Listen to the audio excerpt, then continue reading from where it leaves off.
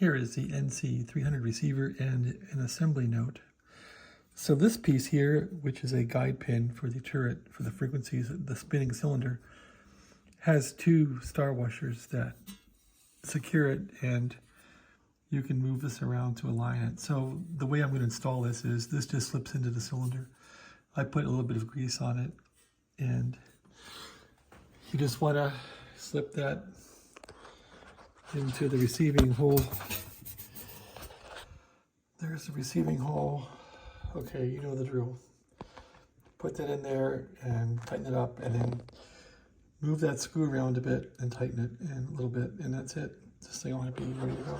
So let's see how it goes. Thanks for watching. Have a great day. Yeah, and there's the alignment again of how it goes together.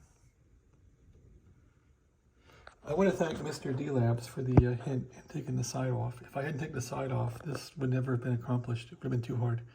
Thanks for watching. Yeah, here's the side. Thanks for watching. Have a good day.